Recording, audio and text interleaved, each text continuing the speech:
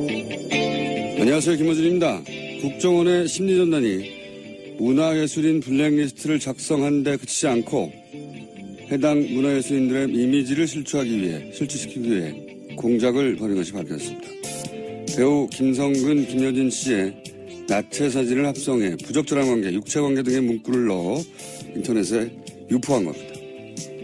미국의 최고 정보기관이 사람의 수치심을 가장 적나라하게 자극하는 방식으로 민간인들 공격한 거죠. 누가 했는지도 알 수 없고 그 출처도 알 수 없어서 당하는 민간인들로서는 저항할 방법조차 찾을 길이 없었죠. 그런데 국정원이 아무도 시키지 않은 일을 그냥 심심해서 했나요? 국정원이 이런 일을 한 목적은 자명합니다. 보수 정권의 비판적인 인사들을 사회 경제적으로 매장시키기 위해서 한 거죠. 제가 이해할 수 없는 것은 자신들의 정권을 유지하기 위해 최고정보기관을 이렇게 양아치 수준으로 부린 정권의 운영자들, 이명박의 한나라당, 박근혜의 새누리당, 그리고 지금의 자유한국당은 이 범죄에 대해 왜 아무런 사과도 안 하는 겁니까? 정당이 없어졌나요? 있는 것 같던데. 김호준 생각이었습니다.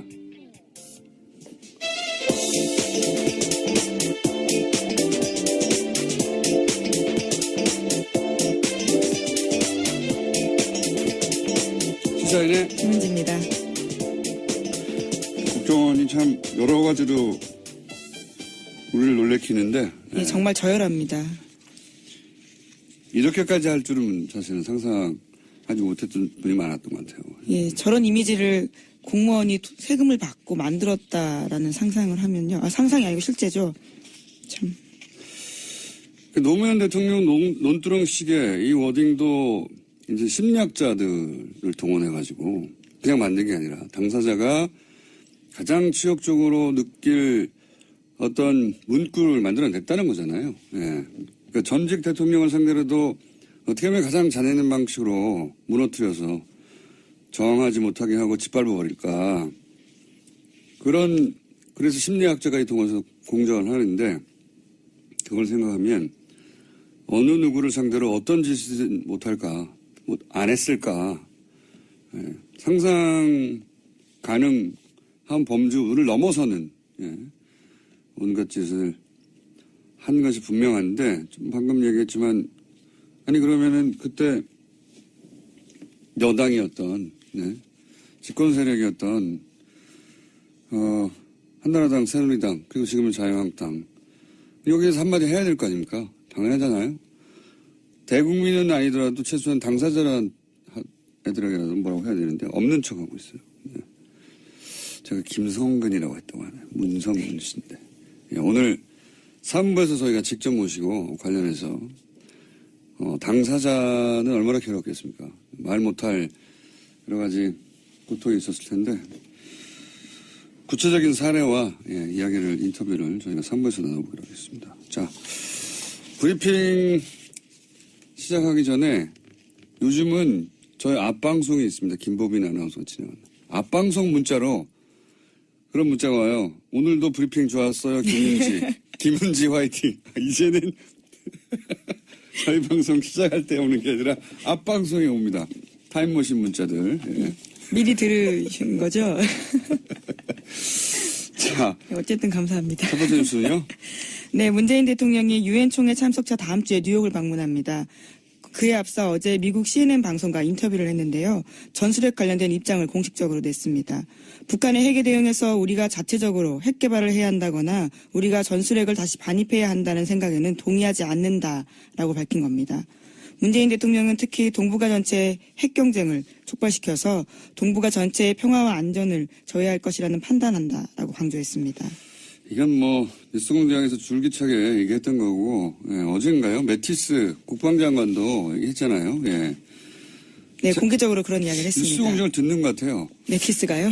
왜냐면은 제가 위치가 뭐가 중요하냐고, 우리 땅에서 쏘건, 동해에서 혹은 서해에서 핵잠수함에서 쏘건, 뭐가 중요하냐고. 게다가 더 구체적으로 얘기하면 이거 조그만 핵폭탄이라고 그랬잖아요. 예. 그거는 이제 비행기 실어서 떨어뜨리거나 해야 되거든요. 핵잠수함 소리 더 빨라요. 그거 납치하고 날아가서 떨어뜨리는 것보다 실제 그 핵이 가진 억지력이 중요한 건데, 예, 위치가 뭐가 중요한지, 이건 이제 계속 말씀드리지만 이런 얘기를 뻔히 알면서도, 국민들이 불안해 하잖아요. 어쨌든 간에. 그 불안감을 이용해서 사실은 정치적으로 이득을 얻으려고 이런 주장을 하는 거죠. 예. 근데 어쨌든 문재인 대통령도 그런 얘기를 했고, 국방장관도 거의 비슷한 시기에 얘기하네요. 예. 네, 공식적으로 전술핵 재배치를 부정한 건데요. 핵 억지력을 갖고 있으면 핵무기 위치는 중요하지 않다라고 밝힌 겁니다. 뉴스 공장을 들었어요, 이 양반이. 네. 놀라운 가설입니다. 지난주에 얘기했는데 중요한 방송이니까 번역해서 들을지도 몰라요. 예. 어쨌든 이게 미국이 전술핵 재배치의 뜻이 조금이라도 있는 것처럼 뉴스가 잠깐 나왔잖아요. 그건 소위 이제 유엔 안보리 제재안 직전에 대중국 압박 메시지라고 하는 건 사실 미중 관계에 조금이라도 관심 있는 사람들은 뻔히 알만한 내용인데도 그 무시하고 계속 전술핵 얘기를 했었죠. 예.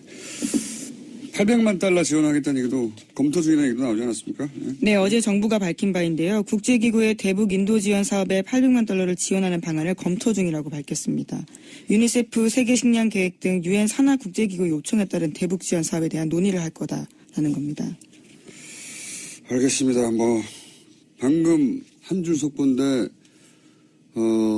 북한이 또 미사일을 발사했네요. 예. 네, 합참에서 밝힌 바인데요. 북한이 평양 일대에서 동쪽으로 미사일을 발사했다라고 속보가 떴습니다. 아직은 속보고요.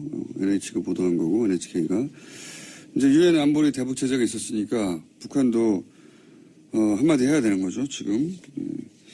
그런데 이제 저는 틀림없이 800만 달러 유니세프가 지원한 거긴 요청한 거긴 한데 이 얘기를 검토 중이라고 하면 또 이제 보수 정당에서는 공격을 할 거예요. 보수 정당은 항상 일관된 태도로 그래왔으니까요. 근데 그래서 모든 대화 채널을 다 끊어버렸지 않습니까? 예. 저는 이럴 때일수록 이런 돌파구가 필요하다고 봅니다. 예. 서로 총을 쏘고 막 전쟁할 때 1차 대전, 2차 대전 이럴 때도 각국 정상은 계속 대화를 했어요. 채널을 돌리고. 어떻게 아무 대화도 안 하고 있습니까? 자, 네, 그래서 대화와 관련된 이야기도 있는데 NHK 방송에서 보도한 바인데 북한의 외무성 부국장이 스위스에서 미국의 전 국무부 동아태 차관보와 일본의 외무성 간부를 만나서 유엔 제재 등 현안을 논의했다고 합니다. 그러니까요. 미사일을 쏘고 동시에 대화를 하고 우리 정부와의 백채널은 어떻게 되는 건지 사실은 그런 뉴스는 아직 안 나오고 있는데 있는 건지 없는 건지 있어도 사실 있다고 말을 안 하겠죠. 현 상황에서는. 백채널은 돌아가야 하는 겁니다. 제스처는 있어야 하는 거고. 자, 다음 뉴스는요. 네, 앞서 공장장께서 오프닝으로 이야기하셨던 소식인데요. 이명박 정부의 국정원 블랙리스트와 관련해서 이번에 정말 저열한 지시를 한 문건이 나온 겁니다. 국정원 심리전단이 2011년 여름에 배우 문성근 씨와 김여진 씨의 부적절한 관계를 꾸며내서 이미지를 실추시키는 내용의 계획서를 작성하고 상부에 보고했다라고 합니다. 또 실행에 옮겨졌고요. 알겠습니다. 이야기는 저희가 당사자로부터 직접 듣기로 하고 사실 핵잠수함도 필요 없어요. 미국 본토에서 쏴도 25분 30분이면 평양까지 날아가요. 뭐 여기다 갖다 놓습니까? 정말. 네, 블랙리스트 이야기가 다시 또 돌아가신 거죠? 갑자기 생각이 나가지고. 예. 자, 블랙리스트 이야기 있고요. 블랙리스트 뉴스는 쏟아지고 있습니다. 계속해서 MBC도 자체 블랙리스트 있다는 얘기 나오고 KBS도 나오겠죠. 다 자세하게. 자, 최근에 또 BBK가 자꾸 수변 위로 올라오고 있잖아요. 이 뉴스도 뉴스공장의 관심사인데. 네. 어제 대정부 질문에서 박영선 의원이 또 관련된 의혹을 제기했습니다. BBK 가짜 편지 사건과 관련한 새로운 증거가 있다라고 공개한 건데요. 자신이 받은 문자 메시지를 보여준 겁니다. 이 해당 메시지에는 박영선에게 제 본의가 아니었음을 사죄드리며 기회가 되면 정식으로 사과하겠다라는 내용인데요. 그러니까 가짜 편지를 발표한 검찰의 발표가 전부 거짓이다라는 내용이 있습니다. 이게 뭐냐면 BBK 전문가로서 이게 뭐냐면은 기획입국 이런 단어 생각나시죠? 당시 네, 2007년이었습니다. 한마디로 하면 민주당이 BBK를 이명박 후보에게 죄를 뒤집어 씌우기 위해서 만들어서 뒤집어 씌우기 위해서 김경준과 짜고 김경준을 입국시켰다. 네, 기획해서 입국시켰다라는 거죠. 이런 설을 주장했어요. 당시 새누리당에서. 근데 이제 그걸 나중에 선거 막판에 그걸 입증하는 편지라면서 흔든 게 하나 있어요. 네. 근데 내용이 뭐냐면 김영준 씨하고 교도소에 같이 수감됐던 모 씨가 김정준 씨에게 편지를 보냈다. 근데 내용이 뭐냐면 큰 집, 당시 노무현 정부 청와대를 의미하는 거죠. 큰 집과 무슨 약속을 했던 간에 이용당할 거다. 그러니까 하지 마라. 이렇게 만류하는 그런 내용이에요. 근데 이 편지가 날조된 거라고. 3년이 지나고 나서 그 수감자의 형제가 네, 고백을 합니다. 내가 썼다고 그거. 가짜 편지라는 네. 거죠. 근데 자기가 왜 썼냐 했더니 양모 씨가 뭐 언론에 보도했으니까 얘기하죠. 양승덕 씨가 초안을 만들어서 자기한테 줬고 자기는 그래서 그 편지를 마치 보낸 것처럼 국제우편 영수증 조작해가지고 만든 거라고. 그러면 이제 여기서 질문은 그 양모 씨는 대학교에 근무하는 그냥 대학교의 직원이었거든요. 무슨 정치권에 있는 분이 아니었어요. 이런 분이 이걸 왜 하지? 양모 씨가 이렇게 거대한 사건을 선거의 어떤 대선의 그 한복판에서 편지를 만들어냈다는 게 이해가 안 가잖아요. 그럼 누가 시켰을까? 당연히 이렇게 연결돼야 되는데, 그 편지를 전달받은 당시 김병진 이명박 후보 상임특보나 은진수 당시 클린위원회 팀장이나 그 편지를 공개하는 홍준표 클린위원회 위원장, 당시 홍준표 위원장이었어요. 모두 무죄가 났어요. 배우가 없다는 거죠. 예. 그때 그 폭로한 신명 씨는 이상득, 최시중, 신기옥 대통령의 이명박 대통령의 동서죠. 이 사안을 핸들링하고 있으니 검찰에 가서 얘기해도 된다. 이렇게 얘기 들었다고도 진술했는데 예. 모두 검찰이 사면해 준 거예요. 지어낸 얘기라고 검찰이 했어요. 지어낸 얘기. 털어준 겁니다. 예. 이 사건 역시 재수사 대상인데 박영선 의원이 어떤 단서 새로운 물증을 가지고 있는지 모르겠는데 저희가 한번 인터뷰 시도해 보겠습니다. 자, 뉴스 하나 정도 더 하고 이제 저희가 준비한 미니 인터뷰가 있거든요. 예. 네. 저보다 많이 나오는 게 아닌가 싶은 이정열 전 판사님을 연결해야 될 것 같습니다. 어떤 뉴스가 있습니까, 정치권에? 예, 국민의당에서 추미애 더불어민주당 대표의 소위 땡깡 발언에 대해서 문제 삼고 있습니다. 추 대표의 사과 요구 없이는 김명수 대법원장 인준안 처리를 위한 국회 일정에 협조할 수 없다라는 입장을 밝혔습니다. 기분이 나빴겠죠. 땡깡을 놓는 집단이라고 하면. 예. 화날 수 있죠. 근데 정치가 원래 그렇게 말로 치고 박는 거고, 뭐 조롱도 하고 면박도 하고, 어느 나라 그래요. 다른 나라 국회 진행되는 거 보면 서로 그냥 날선 공방, 뭐 유머를 좀 섞어가면서 하기도 하는데, 근데 이제 추미애 대표만 땡깡 놓는 집단이라고 했냐. 안철수 대표도 문재인 청와대야말로 적폐라고 했거든요. 예. 근데 만약에 그런 말을 듣고 문재인 대통령이 나를 적폐라고 하다니 모욕적이다. 사과하기 전까지는 청와대 업무를 보지 않겠다. 이렇게 말했다고 생각해 보세요. 그럼 언론이 가만히 있겠어요? 정치적 공방하고 공적인 책무를 구분하지 못한다고 그랬겠죠. 비난이 쏟아졌겠죠. 누구도 편들어주지 않았을 거예요. 그러니까 국민의당은 추미애 대표하고 말로 싸우면 됩니다. 말로 싸우는 게 정치인데 그래서 더 설득적인 지지를 받고 근데 사과하기 전에는 이제 사법부 수장 자리를 공석으로 두겠다는 거죠. 일정에 협조할 수 없다는 거잖아요. 네, 원래 25일 전에 임명 절차를 끝내야 되는데요. 거기에 얽매이지 않겠다라고 밝힌 겁니다. 그러니까 이런 공방이 있다고 해서 기계적으로 양쪽 다 전달하는 건 좀 말이 안 되는 것 같아요. 자기들이 화나는 게 어떻게 사법부 수장을 공석으로 둘 명분이 되느냐. 만약에 문재인 대통령이 적폐라고 했다고 청와대 업무를 보지 않는 것과 마찬가지니까 이렇게 따져야 정상 아닙니까? 저는 그렇게 생각이 되는데 항상 이 사태는 제2의 머리 자르기 사태로 벌지나 뭐 이런 식으로 기자들은 빠져나가고 같이 판단 안 하는 거죠.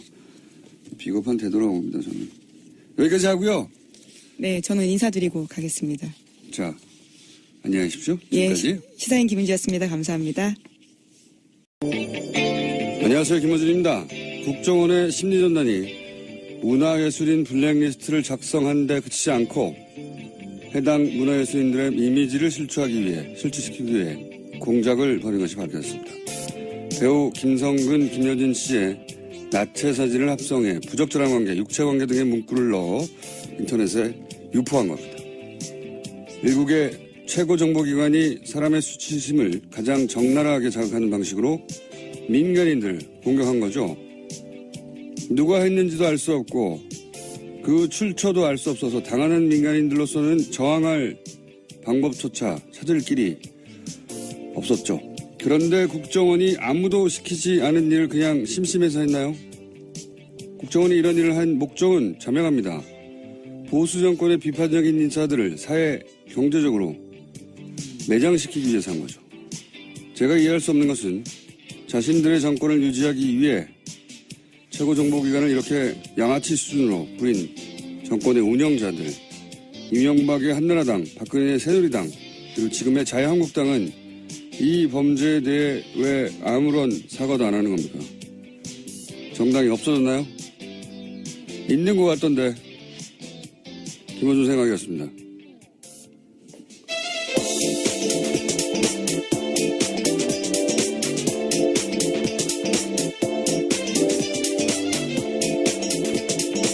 시사인의 김은지입니다. 국정원이 참 여러 가지로 우리를 놀래키는데 예, 정말 저열합니다.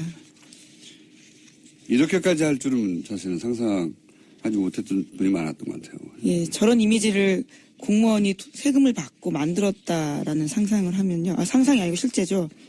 참. 노무현 대통령 논두렁식의 이 워딩도 이제 심리학자들을 동원해가지고 그냥 만든 게 아니라 당사자가 가장 치욕적으로 느낄 어떤 문구를 만들어냈다는 거잖아요. 예. 그러니까 전직 대통령을 상대로도 어떻게 하면 가장 자네는 방식으로 무너뜨려서 저항하지 못하게 하고 짓밟아 버릴까. 그래서 심리학자가 동원해서 공작을 하는데 그걸 생각하면 어느 누구를 상대로 어떤 짓을 못할까, 안 했을까. 예. 상상 가능한 범주를 넘어서는 온갖 짓을 한 것이 분명한데 좀 방금 얘기했지만 아니 그러면은 그때 여당이었던 집권 세력이었던 한나라당, 새누리당 그리고 지금은 자유한국당 여기에서 한마디 해야 될 거 아닙니까? 당연하잖아요. 대국민은 아니더라도 최소한 당사자란 애들에게라도 뭐라고 해야 되는데 없는 척하고 있어요. 제가 김성근이라고 했다고 하네요. 문성근 씨인데. 오늘 3부에서 저희가 직접 모시고 관련해서 당사자는 얼마나 괴롭겠습니까? 말 못할 여러 가지 고통이 있었을 텐데 구체적인 사례와 이야기를 인터뷰를 저희가 3부에서 나눠보기로 하겠습니다. 자, 브리핑 시작하기 전에 요즘은 저희 앞방송이 있습니다. 김보빈 아나운서가 진행하는 앞방송 문자로 그런 문자가 와요. 오늘도 브리핑 좋았어요. 김은지 화이팅. 이제는 저희 방송 시작할 때 오는 게 아니라 앞방송에 옵니다. 타임머신 문자들. 예. 미리 들으신 거죠? 자, 어쨌든 감사합니다. 첫 번째 뉴스는요? 네, 문재인 대통령이 유엔 총회 참석차 다음 주에 뉴욕을 방문합니다. 그에 앞서 어제 미국 CNN 방송과 인터뷰를 했는데요. 전술핵 관련된 입장을 공식적으로 냈습니다. 북한의 핵에 대응해서 우리가 자체적으로 핵 개발을 해야 한다거나 우리가 전술핵을 다시 반입해야 한다는 생각에는 동의하지 않는다라고 밝힌 겁니다. 문재인 대통령은 특히 동북아 전체의 핵 경쟁을 촉발시켜서 동북아 전체의 평화와 안전을 저해할 것이라는 판단한다라고 강조했습니다. 이건 뉴스공장에서 줄기차게 얘기했던 거고 어젠가요? 매티스 국방장관도 얘기했잖아요. 예. 네, 공개적으로 그런 이야기를 했습니다. 뉴스공장을 듣는 것 같아요. 매티스가요?